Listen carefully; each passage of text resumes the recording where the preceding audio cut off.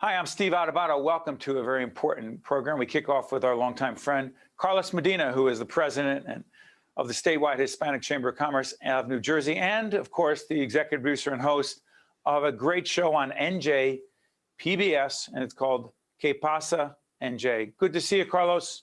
Great to see you always, Steve. You got it. Hey, listen, people don't know Pasa NJ. Let them know what it is, where to find it, and why it's great viewing. Sure. We completed season 2 and we are looking at our contract for season 3. And, I'm a Jersey guy like you, Steve. So it's kind of Jersey through my lens. Obviously my upbringing was different. Immigrants, my dad's from Cuba, my mom's from Puerto Rico, grew up in Hudson County. So just putting a positive spotlight on Hispanic leaders and their allies in New Jersey primarily, and then some that are in the tri-state area. Some of the guests and topics you've explored. Obviously, diversity is top of mind, the business success, overcoming obstacles. We've had Senator Menendez on, we've had Senator Booker, we've had allies like Mayor Fulop and Luis Miranda, dad of Lin-Manuel Miranda, who's a legendary businessman in the tri-state area. So it's been fun. It's been fun to introduce our audience to different hidden gems in the area. Carlos, talk about this, because you and I have had this conversation offline, and because we are independent producers as you are, but we're colleagues and work very closely with the public television family. I don't know if people understand this, and I won't get into the weeds on this, but at least 50 to 60% of my time, this is the fun part, and I know you feel the same way about being a host on your end. 50 to 60% of my time is spent raising money, securing money, keeping those dollars in place to keep the team going, to keep the broadcast going. Is it different for you because people are throwing money at you? Because that would be great. No, it's complicated, Steve. And it's a labor of love. I do it through a nonprofit entity. So yeah, it's challenging raising money and even dealing with some talent and agents, and it's a lot of walking through quicksand or trying to move through quicksand to get things done. But at the end of the day, like you said, it's very rewarding to see the final product. But a lot of the work is the 90% behind the camera and behind the scenes. Yeah, but you do know about business, and the Hispanic Chamber of Commerce has been helping, supporting, being there for small businesses for so long, any kind of business. Talk about the growth in the business community, the Hispanic business community, A, and B, the impact of COVID as we get 2 years and beyond into this.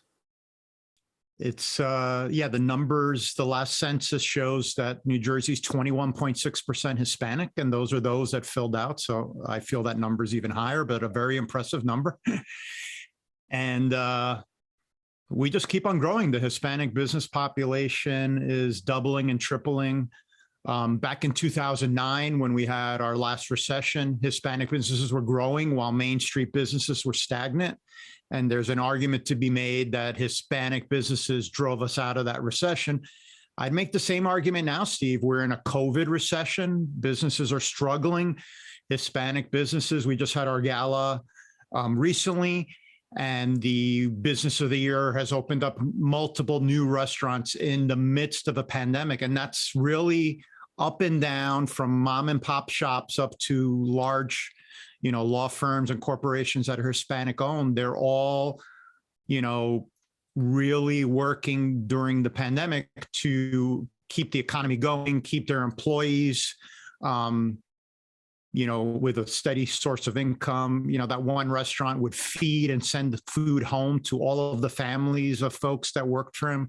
So it's just an example of, a close-knit immigrant community, similar to the Italian immigrant community in Newark many years ago. So I think immigrant communities always share that, love of family, love of hard work. And as cycles come in and different waves of immigrants come in, sometimes we forget the trials and tribulations that those that came before us had. Yeah, actually, we have an interview with Maria Lorino, who wrote a wonderful book about the Italian immigrant experience, which my grandfather came here in 1921. My mom and I confirmed this yesterday. In 1923, the United States largely shut down immigration from European countries, Italy being one of them. And as I read about that history of immigration policy, largely dictated to stop more Italians from coming here, it strikes me as awfully similar to what's going on right now. That being said, forget about my people. Let's talk about this. The resistance in the African American and Hispanic community. We also had you and John Harmon, who is the president of the African American Chamber, on talking about resistance in Black and brown communities. Do you sense, Carlos, that where we are at the end of 2021, this will be seen after, that the level of resistance to vaccines from COVID is less than what it was, A, and B, the impact on the economic vitality of the Hispanic community? I think there is less resistance today from the last time that we spoke, Steve. And the impact has been, there's been a heavy impact on businesses.